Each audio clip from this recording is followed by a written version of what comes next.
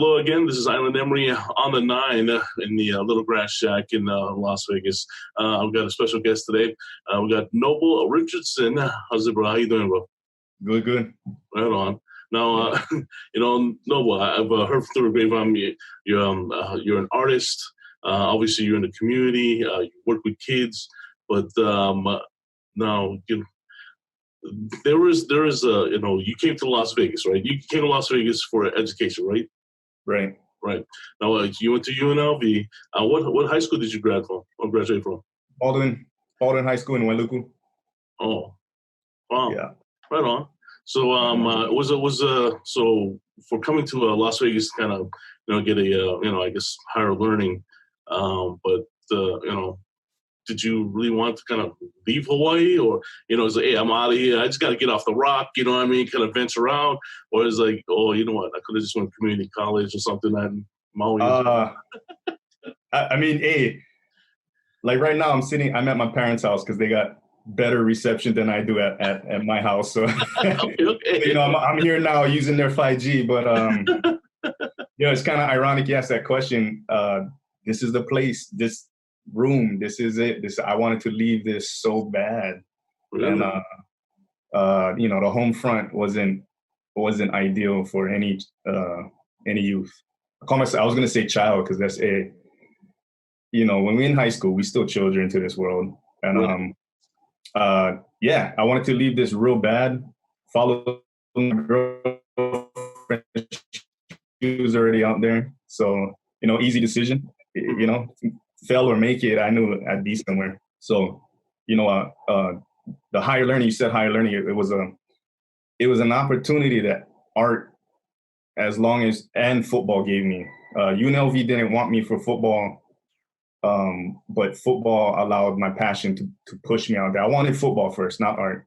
And I actually bounced around Southern California, Saddleback College, played JUCO there, and Orange Coast College, played the second year there, and then bounced back to UNLV, got a walk-on, and made the team. Wow. No, like you said, it wasn't a hard decision to leave home. And as I can hear the chickens in the back, I missed that, bro. I missed that, bro. A lot of people can understand, just like little things like that. Chickens, going off in the back. I missed that, you know what I mean? But, for you coming out to Las Vegas and then literally, with the UNLV, where the art inspiration come from? You said, football, but then, now kind of, because everybody looks at, for local people, local kids, they use sports, they use sports to get out, right? Yeah. And, that or security, That So, the art side is just it's so interesting that you ventured into art. And how'd you get into that? Kind of two things. There's the young part. I just had this conversation with this program we're doing. It's called the Summer Intensive. It's with the Queen Liliuokalani Trust. Uh-huh. And I'm talking to this student, and he ends the session with that felt like a therapy session, and I had to tell him, like, I had the opportunity to learn in college, and one the first thing I learned was everybody's story was a therapy session. So that's where the art begins. It was a way for me to deal internally with whatever stress. Everybody has their own levels of stress. Mine seemed a lot high in comparison to my peers, but it allowed me to deal with that internally so that I could exist on the same wave as them and not lose it. But football allowed me to take the aggression out. And so football pushed me to get out there. And then once I was out there, I always had it in the back of my head that, I would do, finish the degree. That's nothing. I could always, and I say nothing, just college is not easy. It's not. But for me, once you could get past that sophomore stage and move into the art, now it was like almost like I'm manipulating college. You know, it was like I get to choose my own art classes, and I'm doing art. So, you know, I mean, I'm going to get graded and get my degree through art. So it really was a no-brainer. If it wasn't for that, I don't know how college would actually pan out for me. But yeah. It just I always thought art would be something I could put on the back burner, focus on football. Right. And I know I'm putting a lot of focus on football, but really that's what brought me out there. So I just knew I had a clock, you know, age-wise and all that. And I didn't want to be, you know, the OG sitting back and being like, I could have played here, or I could have hit harder. You know, I wanted to put myself to the test and know, shit, could I have hit harder or played along the lines of these guys? On that end, I was pretty satisfied with myself, but I always pushed it on the back burner. But it was, you know, working with guys like, you know, Keela, West, like, you know, Ahu, all the guys that talk to you, you know, Big Pat, like these guys would always, you know, be like, bah, why you not doing art? And these guys would always push me every job. Like, I mean, you know how it is with the nightclub industry, you jump. hey, you balling if you got like 3 years at a spot. Yeah. But if you like me, I was always pushing that. I was the guy that pushed the envelope for the team, and you know, my lifespan was about a year, so I've been through a lot of, you know, eventually Noble has to leave again. But it allowed me to meet different minds and mindsets, and you know, there's always like, sorry, long-winded, but they would tell me, you know, what you doing? How come you're not pursuing art? Or, you know, your paintings is so nice, why don't you tattoo? And so finally, through Island Warriors, good brother Kaiser, he had a friend. He had a friend, Kevin Ramos. If Hawaii folks out there should know Kevin Ramos. Yeah. And you know, I went to every shop possible. There's you know, other guys that was making it and this and that. And the first thing they slap in your face is, you know, do you actually draw? Do you like drawing every day? Do you have a portfolio? And of course, me, yes. Here's my portfolio. The moment I showed a lot of these shops the portfolio, they were just like, oh, yeah, you know, I just remembered we're not looking for nobody. Oh, wow. You know, like, okay. Yeah, so, you know, it was discouraging. But then Kevin Ramos was just like, yeah, you know, we jumping on. We want to make a Hawaii team, and I'll teach you. And so I apprenticed with Kevin. And ever since then, like, that was the first jump. So tattooing actually pushed me into tasting, like, you know, through art skills, I can make a living. And so then I saw the light at the end of the tunnel for that reason was it became a trade. I can go to your house, somebody's house. I can be in a shop. I can make money if needed. And but sitting down every day and drawing in the tattoo studio ended up showing me, like, you know, how come you're not painting? so then it pushed me back to painting, and then like it was always tattooing, art shows, and art shows would go this way and that way, teaching, and you know, hey, we got this opportunity. So art just began morphing, but the pursuit was coming home. Right. Yeah. Like we had somebody that was sick in the family, and it brought us back home. So after 10 years in Vegas, you know, I was just like, let's just go take care of the fams. We got back, and then, you know, art was always my crutch, you know, something to lean on. And the teaching thing, that was a hard one to get into. Do you want me to go into that? No, we'll talk more about that. But you know, okay. So I can go on and on. I'm sorry. No. But that my thing is that you came out here, you ventured out. You know, you ended up, you know, with Kevin Ramos opening that door and giving you, you know, a chance, a shot, man. Yeah. I mean, how'd that feel, man? Because you know, a lot of people, like, man, they're set on something, and then they get the, you know, one door closed, another door closed on your face. I mean, how'd that feel, bro? Because man, it's hard, man. It's hard, especially, you know, independent artists, you know, going after, you know, the dream, or just trying to get a job. Yeah. Super hard when I was in Vegas, just because, you know, football is when we first came out, a lot of doors shut in my face. Just, you know, who has Maui Boy played? and that was always the thing. And even when it came to nightclubs, I was always looked at, I got the tattoos and stuff, and Right. local boy, I came off straight local boy, so it was just like, we can't put him on the floor. This guy gonna punch somebody, we can't do that. And so it's always like, and the guy who didn't give me a chance, and I'll say this, it was OPM, and I say this because I love him now. But he saw that in me. He was just like, he's just too edgy. And I'm glad he gave me that training wheel start, roaming the malls of Caesar's Palace first. It allowed me to engage better. And but yeah, he was one of the shut doors in my face, but love him now. He taught me a lot. Max, good brother. But yeah, all these doors that shut in your face, it sucks. Yeah. Well. And it's hard to pursue what I love, which was art and football at that time. But to pursue art and your passion throughout life is just, hey, if it's good, it's good, right? But you know how it is. It's who you know. Yeah. Vegas is Vegas. And it's what it is, bro. It's not what you know. It's who you know. It's who you know. And the other thing that made it hard was being in the nightclub industry.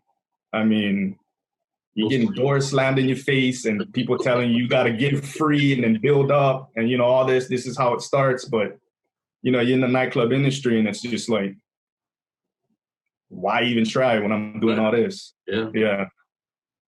But now, okay, though, you fast forward, you have to go home and, help the family out, like you said. Did you really think, like, did I want to go back home, or, did you, think that what, I started something in Vegas, I want to kind of continue to write it out, or you just said, what, I'm ready to go back home and then go from there? Yeah, I saw Vegas as I adulted out there, so Mm-hmm. I had a lot of family, like the Island Warriors, man. Yeah. It just that was brothers. Family. Yeah, it's all brothers. Everybody feels different parents, but when you guys came together, it's a ohana. You know what I mean? So strong. Yeah. If you fall down, they're there to help you up. You know what I mean? And just like the football team they are. Nobody get left behind. How's that? Everybody eat at the table. And that's one thing I kind of enjoyed.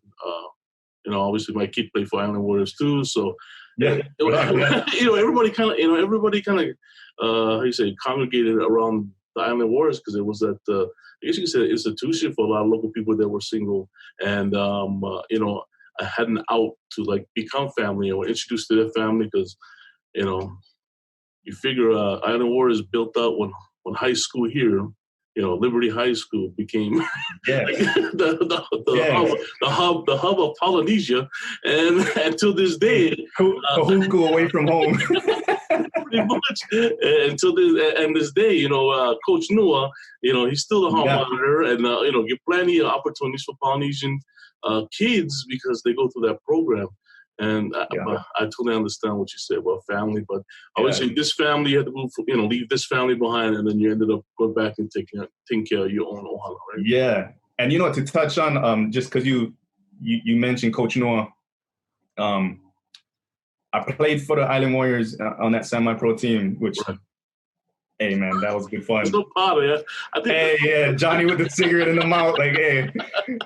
There's a lot of stories, but I blew my knee out first game of the season, and I was having so much fun. This was like finally, I just left UNLV and I could do my thing with them, but blew my knee out. And long story short, I'm just mentioning this because Coach Nua, they fronted me a lot of money to get by because they knew I was going to be out and I couldn't work and all that. So it's just like, and not that money, I just never had love like that. Mm-hmm. And, to receive that at a young age was just like, that's family. And so without a doubt, I could, like deep. No. I've been there. I've seen it, And so that I just knew I still have a home in Vegas, even though I know if I step foot there right now, like it just, I look around, I'm like, it's not the Vegas I remember, but that's just physically, mentally, everybody's in the same heart. It's almost like, how everybody calls it the ninth island. You know me, I'm just going to be too cool to call it ninth island. But what I see Vegas as is like, it's an embassy for Aloha. It exists there. Like, that's where we can be. And, I don't want it to just be Vegas. I want to see that Aloha, I want to see more embassies across, but that feeling is what allowed me to go home and be like, let's go handle some stuff. And if we don't like it, we can always go back. It's if we can go back. Right. But once we touched down, I was in a different mindset this time instead of visiting. And, I didn't want to leave. Like I just couldn't leave. Hawaii got me back, and right. No, it wasn't letting me go. Yeah. First the food, then the family. You know what I mean? Yeah. So that's exactly. You get your tight knit, the family, but when you start venturing out with your cousins, and, your stomping grounds, I totally get it.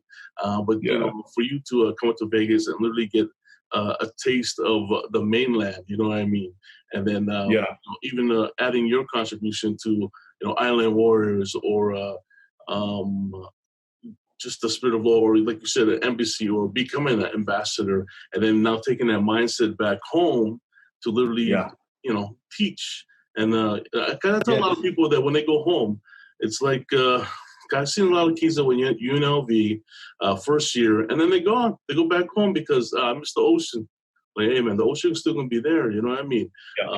The food will still be there, but sometimes I get it. Homesick, I get it. But now with you, going back, and now you get to kind of teach people. You know what? You should venture out. Because you experienced it firsthand.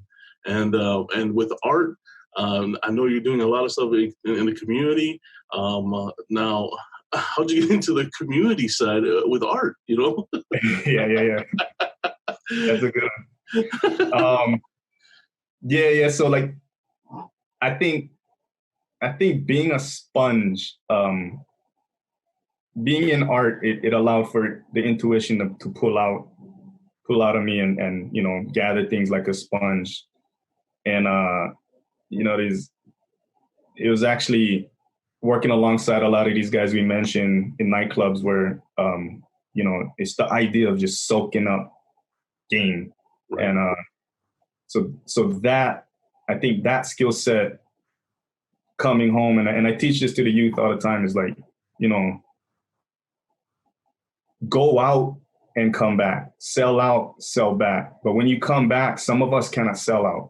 So teach us what you know. Get to that structure that we all know as Aloha, the Hawaiiana, whatever, just that culture. Take that, but I want you to, transgress that into something new. Show me new. I like new, but do things for us. So it's the idea of gaining that knowledge, coming back and sharing. Mm-hmm. But that was always there, and I wanted to give back to this school I work at, Wailuku Elementary, and I had a art enrichment program that would pull me out of 4th grade and 5th grade classes every hour, the last hour. And mind you, I did that because it was pulling me out of class. But so anyway, I went back. I wanted to give back, and they had this ugly Matson container right on the Mayday field. Mm-hmm. I was like, let me paint that for you guys. Like, I've done 2 Maydays since I've been home, and I can't stand looking at that rusty thing. Let me paint that. And then, the principal was like, well, let me, how do you want a job? And I was like, no, you don't got to pay me. I'll paint it. And then it was a job to teach. And she's just like, I think you got a lot to give back. And this woman saw something in me that, like I said, most doors shut in my face just because of the profile. Right. And I get that because I was in the job of profiling. So, you know, I don't get mad when people roll up windows sometimes. But anyway, so she saw something, and then, you know, I had to talk with the wife, and I was like, I don't know how to deal with that. Like, you know, like all I knew was it's this way or not. If not, I'll help you get out. Like, you know, that I was nightclub. That was it. Like, that's all I knew for job wise was nightclub. And I gave it a shot, and those kids, man, they bring you back nostalgia. I mean, it was my stomping ground. So I'm watching kids play the same games I did, steal base with the slippers and all that. You mean the action? Yeah, and I'm like, that's not how you hold it. You gotta put it right there. So, and then I get to see my niece and nephew running around, and you know, my nephew looks like me, so, and he has my name, and I'm hearing kids yell, "Noble" on the playground. So all that brings you back to the core of an artist, where they always say, you know, it's the child that never left. Mm-hmm. And so here I am just gaining more of that memory. And so it just interacting with kids, man, they're pure, they tell it how it is, and there's no BS. Yeah. They're my coworkers, and it's all honesty. You know, I got that booger, they're gonna tell me. Yeah, that's good. Yeah. That's good. They're not gonna let you wear them. Yeah. So that's all that all started, and I love it. So the piece right behind you, did you paint that? The paint behind you? Yeah, that's from college. I actually just took that off just now to put that up. I had an older one from high school, and I was just like, No, man. So that's actually from high school too. This was sophomore year in college. Local boy, man. I just wanted to show him. Shit, bro, green bottle. Look, you know, yeah. So you become an educator. How long have you been educating at Wailuku Elementary? I'll be going on my 5th year. 5th year. Yeah, and that's crazy to say for me. Well, because like you said, you jump around. Yeah. I'm not kicking people out of house in nightclubs anymore. Right. Now, no, so you're an educator, and then I see a lot of work that you've done. I think on your Facebook page with art. You know, I mean, painting murals on side of buildings. Also, you know, it's kind of reminds me, you know, when you watch the old school, you know, LA, in LA, all the murals and stuff like that. And when I saw your art, I was like, wow, you're a local boy representing. You know what I mean? I just have to ask the people when you paint those walls, they give you permission? just have to ask. The defining factor: is it graffiti or is it street art? Because hey, man, like I've seen some graffiti that is just epic, and but yeah, it's permission. These guys gave permission. You see all the old school. But hey, you know, the encouragement for that. Like I've always seen murals and always thought, wow, it's a different push. It's a bigger ball game, a pricier ball game because you're talking about like, you know, the things to execute the job, scaffolding, stuff like that. Right.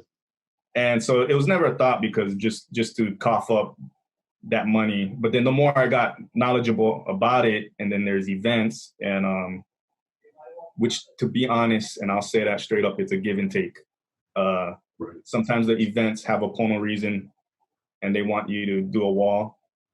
But then maybe somewhere along the lines, there's that person who owns the wall who's not doing it for that or that, but just for the free mural. So, hey, it's how much you want to give and how much you want to give back. But bottom line for me was, you know, when these art groups travel, like Oahu has powwow, and that's every year for them. And then they have all these people that come around the world and come together and they jam. Sometimes they ask permission to come into Maui. Maui's real tight about yeah, you know, we real sensitive. Yeah. And so we knew these guys was coming in, and I was already just beginning to start doing murals. And the mindset for me was always, like, we got to welcome them in, they come into our village, let us welcome them in. Not only that, let me be part of this. And there's no way I could walk the streets of my town and see all these murals that went out without anybody from our home. Mm-hmm. And so, we gathered, we was like, we all got to get together and we got to be part of this. Either we all can do our own walls or be on one. So that was the whole teamwork, jamming on one idea. And you know what? Shout out to Prime, Wahoo. I haven't met him yet, but that guy's off the grid. He's inspired me. Right. Yeah. Well, I see. You already know, in Las Vegas, we get the Gallery Last and Wyland, and from what I told, they all live Maui. Yeah. Does the art community there? You guys all get together, or what? Or is it like, oh no, you from there? You know what I mean? You don't see. Yeah. They get their own moku. Yeah. That's what I mean. I just say, well, when you talk about art, you want to express yourself. You express yourself as community, So it's like, I figure that art community should be tight there because there's not that much artists. I don't think. It's a delicate community. Okay. When we're taught, any of us who have the higher education, we were all taught how to produce art, but none of us was ever taught the business part of it, which shocks me that college don't have that. But I guess that's why you got to double major and pay for more classes. I'll marry into something. Yeah. But some of these guys carry that. Some of these artists that moved to Hawaii, they carry that. They carry I got, the master's from Chicago, or I got this and that from an art institute or College of Arts, and that's great and all. But what it boils down to for me is, there's a voice that we all have. There's, the accent we carry to the end of time. That same thing is in our culture. Our culture has an accent that cannot be mimicked. And when mimicked, you can tell. Like, I can tell when your heart is saying the kind incorrectly. Right. And so that ends up creating pockets of ideology. But like you mentioned, Lassen, he's a local boy. He's from Maui, went to Lahaina Luna. That's about all I know. I've met people that know him. I went to high school with his nephew, a couple of them. Yeah, that's all the homies. But he comes from a different time. Him, Robert Nelson, the Well people. Yeah. They're from a different time when it was almost like record deals where artists was given that platform of a gallery and we'll produce you, we'll make your prints and all that. The times have changed. It's no longer the goal to get there. Now it's totally entrepreneur art. And that's why you're seeing a lot of murals, a lot of classes, a lot of different things happening, and especially the explosion of tattoos. It's more lucrative for a guy to just put down the paintings and pick up the machine, or stick with the machine. Yeah. Yeah, well, because when I see I always say Maui too. It's a very desired place to live. From a mainland point. Oh yeah. And it's like a lot of the artists, they're like 70 years old and they're like, I want to retire out here and paint. Like, yeah. Me too. No, I would think the art community would kind of rally together and kind of perpetuate the culture of what you're doing with the kids, the new generation. Give them something to aspire to in the future. And what you're doing right now is like, from what I hear, is like, you're living a dream, bro. You know what I mean? It's like, to me, so it's sometimes not monetary, but yet you could be teaching the next Picasso. You know what I mean? This kind of stuff, I think, and then for you to kind of pick up projects and literally donating your time and and working with kids, and not just an educator, but you're a therapist too. You know what I mean? A lot of people come to you with probably some strong emotions, and next thing you know what? Here's a paintbrush, and create something that would what you vision, and man, and I applaud you for doing what you do, bro. That's right on, honest, bro. And no, right on. I mean, what's in the future for you, man? I mean, what Noble Gallery or what? I mean, that what I just read maybe about a couple months ago. It was like an old newspaper or something like that from high school, and that was my goal to have my own gallery. Wow. I was like, oh, hey, I'm on the same path. No, but I think with that gallery, you have all these helpers that you inspire, and then literally create. Yeah, I mean, I would like to generate. And I really art a lot to music.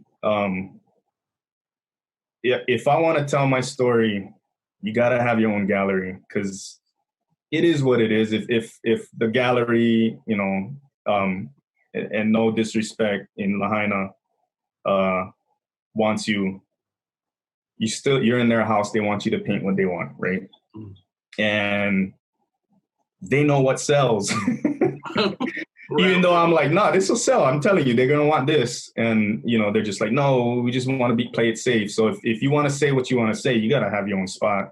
Yeah. That's that. So opening up with the murals has been giving me a lot of voice of not just myself as a storyteller, but I'm retelling stories, and you work along with the community, and so you become a catalyst.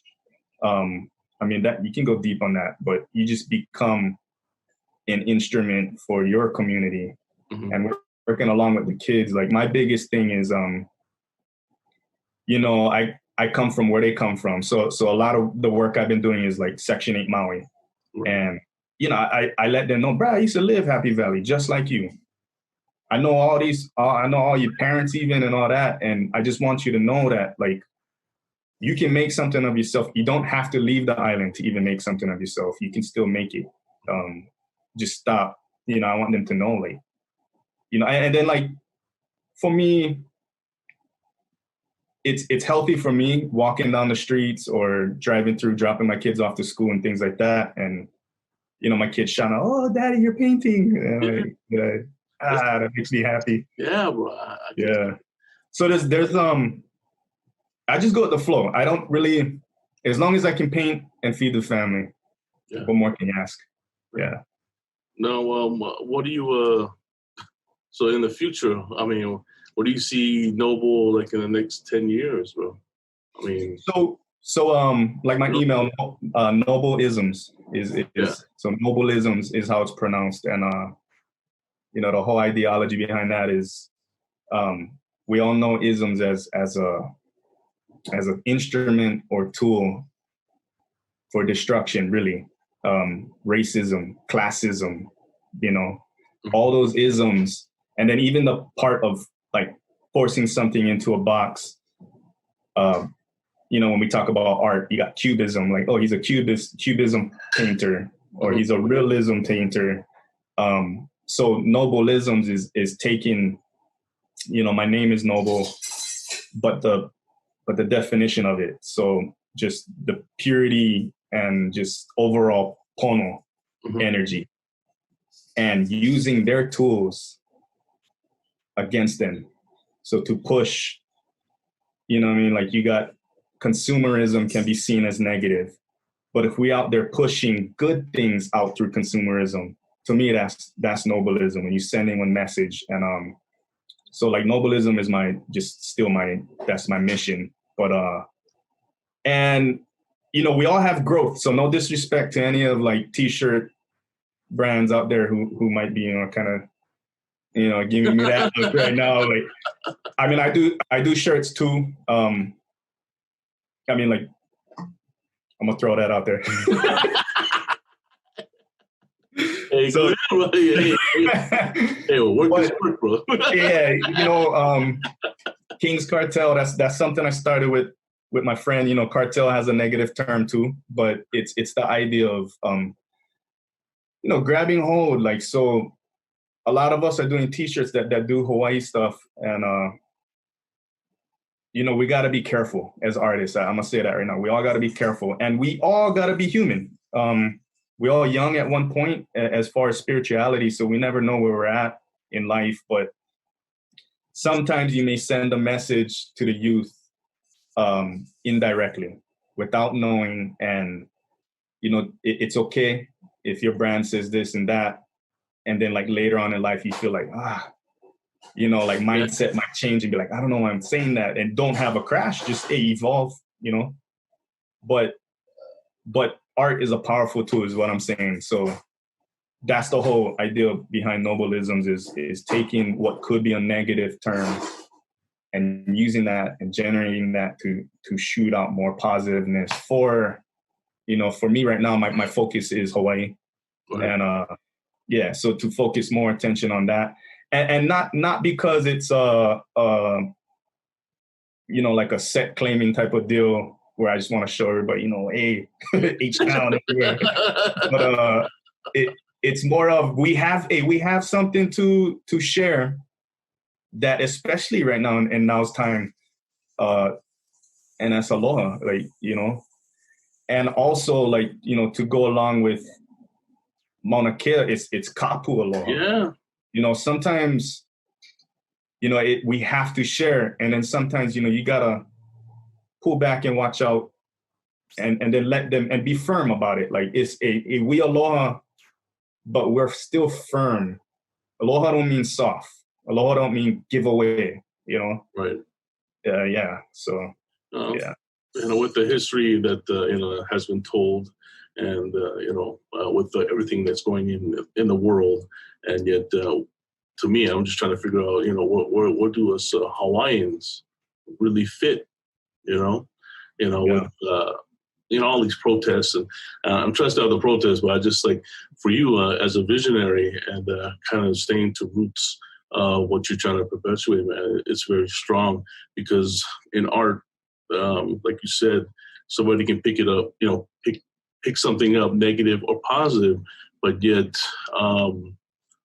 I just see you painting, King Kamehameha all over again, draped in regular flowers, something like that shows power, shows the people, or even just showing a child just fishing, just fishing and say, hey, man, that's what I used to do when I was small kid time, or grabbing, getting lickings from your father, Yeah. And it's pushing that storyline out there, because the youth is who needs to see it, our appeal.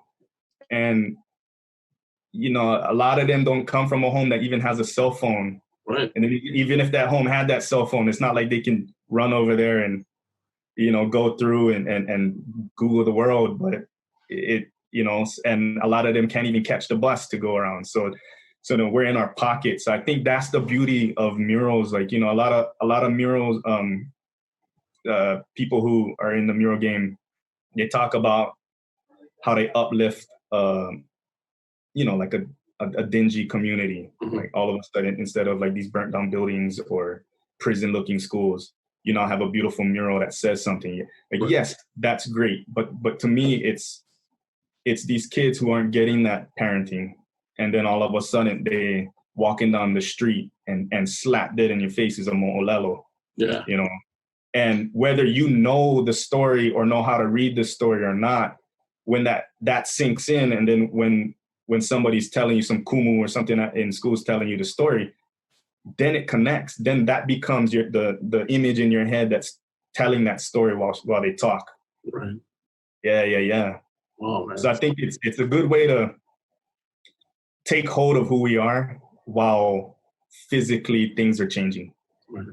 Yeah. And physically we're here to do it, because you never know when a cool going to take you, so hopefully you provide some inspiration or aspiration while you live, not to get deep or anything like that. It's just with everything going on in the world, you never know what's going to happen. Well, it is. I I think everything we're doing is an example of deep. I listen to a lot of music, mm-hmm. and Kendrick Lamar, he's real inspirational to me. And I just saw Alicia Keys last night, and they were both on a Tiny Desk concert. And I think Alicia's was like put on 2 days ago. But basically both of them is both talking about like a Hawaiian proverb without knowing the proverb. Wow. And I think it's the connection of the artistic intuition mindset. Mm-hmm. But Kendrick Lamar has something where he's just releasing where it talks about, or there's 3 choices, past, future, and now. And so like, and then Alicia Keys was talking about that too, but the whole idea that everything exists in now, past, present, those thoughts become what reacts now. And you can't exist in the future in now because that's not possible. And you can't exist in the past with now. It's all that converges to what's happening right now. And it was just very interesting to see the spiritual connection that other cultures are aligning with. Right. And like, I think that's what I go digging for is the connection between everybody. Yeah. So, I mean, like, there's just, I think we all have a spiritual PTSD that we all got to deal with. Because all lives matter. yeah. But also not to take away from Black Lives Matter. Yeah. Because it is like out there. I mean, like Wes, like I never saw him as a Black individual. He's just a brother. Like, and that goes along with. It is, bro. And I'm only mentioning Wes because I just saw a video and talking to Ahu, and I love it. I love that he's there connecting with all of us on this still yet. Still riding with us, or we still riding with him. Just because, like, from my perspective, I've been gone for a long time, and to see that unit together is just like, still going, bro, still going. Yeah. But I mean, I think it's good to point out the struggles of each culture. Mm-hmm.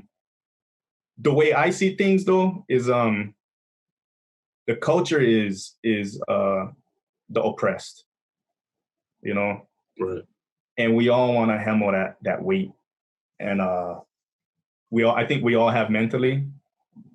Nobody's running around thinking we're like physically pushed down because if you try hard, you can make it happen life-wise. But I get it though for everybody's point of view. My thing is I'm gonna sit and listen to anybody's point of view. I don't care what part of the country, Syria, wherever you at that's having hard times. If we can't sit and listen to somebody else's deal, then why should we tell them about current stuff like Mauna Kea and then expect them to put heart into that? So It's like, if we want them to listen to our voice, we got to listen to their voice. And I think that helps in the learning game too, is when we give our anecdotes. And then people don't know our culture. No, they don't.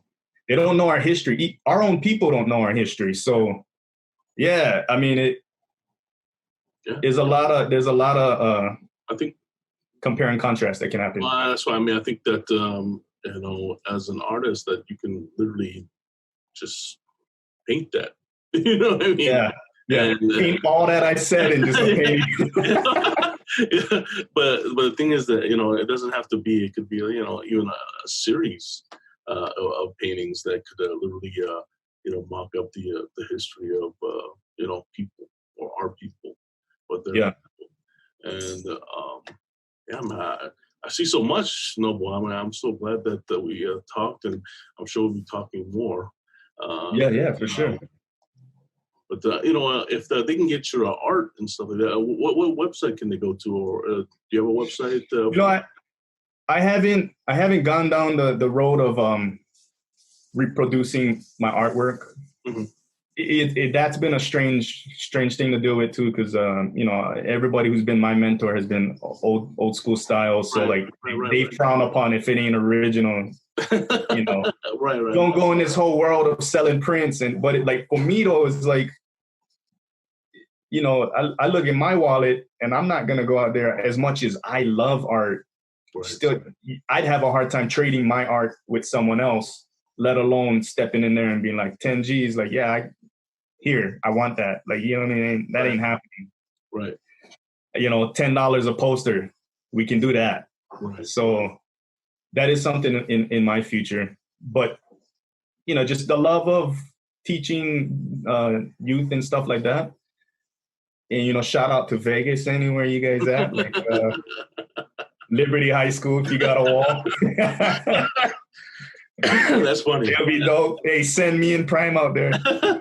Actually, my kids go to Liberty High School, so it's a funny thing. Yeah, but they go to Liberty High School.